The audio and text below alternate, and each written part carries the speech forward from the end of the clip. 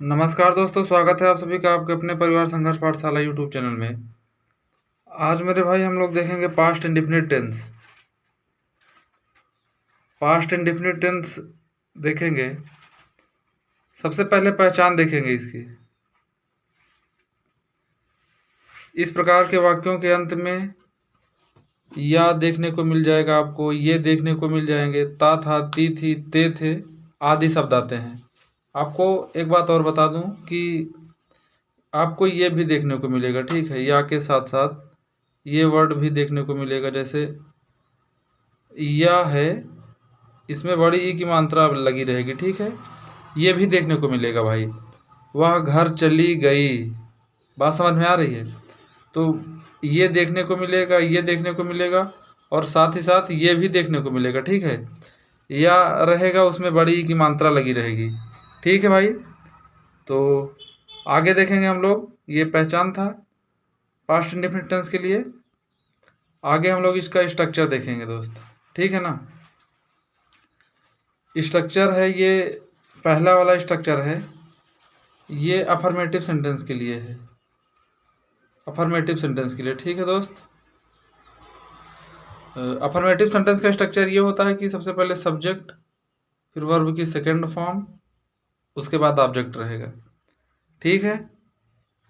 अब देखेंगे negative sentence के लिए स्ट्रक्चर क्या होगा। निगेटिव सेंटेंस के लिए स्ट्रक्चर होगा भाई ये subject plus did not plus V1 फिर ऑब्जेक्ट। एक चीज़ ये याद रहे आपको, ये बात दिमाग में, कि जब निगेटिव वाला स्ट्रक्चर आएगा, निगेटिव वाले सेंटेंस में निगेटिव का स्ट्रक्चर लगाएंगे तो वहाँ पे ये याद रहना चाहिए कि वर्ब की फर्स्ट फॉर्म आती है, ठीक है। यही गलती हो जाती है बच्चों से, ये चीज़ आप ज़रूर ध्यान दीजिएगा भाई। आगे देखेंगे हम लोग। इंट्रोगेटिव सेंटेंस आपको दो प्रकार से बताया हूँ, तो ये यस नो टाइप के लिए है। यस नो टाइप का सेंटेंस ऐसे होता है जब वाक्य हमारा क्या से स्टार्ट होगा। किससे स्टार्ट होगा दोस्त? क्या से। तो सबसे पहले डिड, उसके बाद सब्जेक्ट लिखेंगे, फिर वर्ब की फर्स्ट फॉर्म, फिर ऑब्जेक्ट, लास्ट में क्वेश्चन मार्क रहेगा। ये भी नहीं भूलना है आपको। बात समझ में आ रही है? आगे देखेंगे हम लोग। आगे ये जो स्ट्रक्चर है, जब प्रश्नवाचक शब्द वाक्य के बीच में रहे तो उसके लिए ये स्ट्रक्चर है। जैसे कब, कहाँ, क्यों, ये सारी चीज़ें अगर वाक्य के बीच में आ जाएं तो हम ये स्ट्रक्चर लगाएंगे, ठीक है भाई। सबसे पहले QWE, इसका मतलब WH वर्ड, यानी जो क्वेश्चन वर्ड रहेगा उसकी इंग्लिश लिखेंगे। जो WH वर्ड कह लो आप, या जो क्वेश्चन वर्ड होता है सबसे पहले उसकी इंग्लिश लिखेंगे। उसके बाद डिड लगाएंगे, फिर सब्जेक्ट, फिर वर्ब की फर्स्ट फॉर्म, फिर ऑब्जेक्ट। तो ये दोस्त स्ट्रक्चर था आपका। बात समझ में आ रही है? एक चीज़ ये याद रहे कि निगेटिव और इंट्रोगेटिव में मतलब डिड लगाने का कुछ स्पेशल रूल नहीं है। ये सिंगुलर प्लूरल हर सब्जेक्ट के साथ लगेगा। बात समझ में आ रही है? डिड लगाने का कोई स्पेशल रूल नहीं है। और वर्ब की सेकंड फॉर्म भी हर सब्जेक्ट के साथ लगाई जाएगी। ऐसा नहीं है कि सिंगुलर के साथ ये, तो इसीलिए इसमें मैं कुछ चर्चा नहीं किया था, ठीक है। लेकिन लास्ट में आपको भी मैं बता दे रहा हूँ कि वर्ब की second form past indefinite tense में अगर अफर्मेटिव में सेंटेंस है तो वर्ब की सेकंड फॉर्म हर सब्जेक्ट के साथ लगाई जाएगी, और डिड का प्रयोग भी हर सब्जेक्ट के साथ होगा। तो आगे हम लोग एग्जाम्पल देखेंगे दोस्त। एग्जाम्पल अभी तक जैसे मैं कराता था तो वहाँ पे लिखने में प्रॉब्लम होती थी भाई, तो अभी मैं लिख के ऑलरेडी लाया हूँ, कोई दिक्कत नहीं है। आपको समझ में चीज़ें आनी चाहिए। जैसे एक सेंटेंस है, वह पत्र लिखता था, ठीक है, यानी पास्ट इंडेफिनिट टेंस है। तो ये सब्जेक्ट हो गया, और ये वर्ब की सेकंड फॉर्म हो गई, और ये क्या है? ऑब्जेक्ट। वह पत्र लिखता था यानी ही रोट अ लेटर, ठीक है दोस्त। राइट की सेकंड फॉर्म यहाँ पे होगा, राइट का सेकंड फॉर्म है, और ये ऑब्जेक्ट हो गया, ही रोट अ लेटर। ये अफर्मेटिव सेंटेंस है। अब देखेंगे हम लोग निगेटिव के लिए। ये निगेटिव सेंटेंस है, ये नीचे वाला, ठीक है दोस्त। तो he did not write a letter होगा इसका निगेटिव में। He did not write a letter होगा निगेटिव में। बात समझ में आएगी नहीं? ये ऐसे ऐसे लिखने में ये सारी चीज़ें ज़्यादा प्रॉब्लम होता था, तो मैं ऑलरेडी लिख के लाया हूँ, आपको समझाऊंगा बेहतर तरीके से। ये अफर्मेटिव का हो गया, ये निगेटिव का। तो आगे देखेंगे हम लोग यस नो टाइप का इंट्रोगेटिव सेंटेंस। वह पत्र लिखता था, तो ये इंट्रोगेटिव है, ठीक है भाई, इंट्रोगेटिव है दोनों। ये यस नो टाइप, ये डब्ल्यू एस टाइप, ये डब्ल्यू एस टाइप है, ये यस नो टाइप।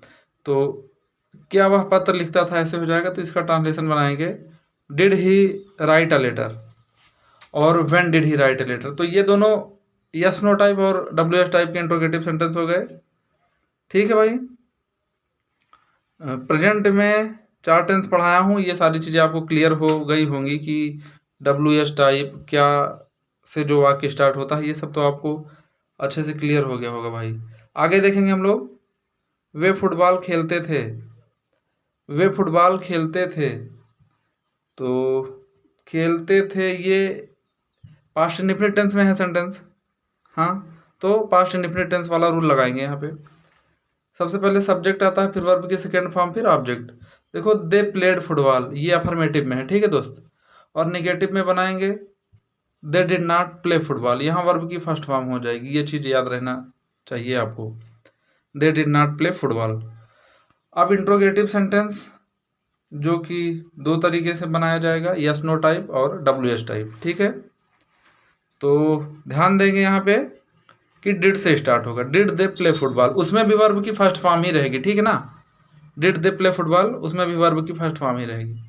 और ये वाला देखेंगे, where did they play football, ये ठीक है,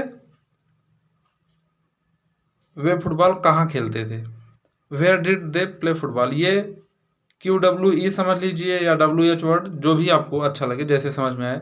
QWE का मतलब question word English, WH word तो आप जानते ही हो, ठीक है। तो ये सब तरीका है बनाने का। अभी देखेंगे आगे, एक सेंटेंस शायद है, ठीक है, हाँ। देखो इसमें लास्ट में यह आ गया है, वह घर गया। तो बनाएंगे इसको, ये पास्ट इंडेफिनिट टेंस है, ही वेंट टू हाउस, ठीक है भाई, अफर्मेटिव में है, ये सही है। He did not go to house, he did not go to house, ये निगेटिव में है। देखो डिड नॉट आया है, उसके बाद ये वर्ब की फर्स्ट फॉर्म याद रहे, ठीक है, निगेटिव में वर्ब की फर्स्ट फॉर्म होती है। इंट्रोगेटिव देखेंगे अब, और इंट्रोगेटिव में 2 टाइप होते हैं, क्या से स्टार्ट होने वाला वाक्य और WH वर्ड जब वाक्य के बीच में आए, कब, क्यों, ये सारी चीज़ें वाक्य के बीच में आ जाए। तो did he go to house, ये एक सेंटेंस हो गया यस नो टाइप का, ठीक है दोस्त। और ये देखेंगे when did he go to house, वह घर कब गया। तो इसका ट्रांसलेशन ये बन जाएगा, when did he go to house. आप लोगों से एक निवेदन है कि वीडियो पूरा शुरू से लेके अंत तक अच्छे से देखा करो, चीज़ें समझा करो, स्ट्रक्चर लिख लिया करो भाई, ठीक है ना।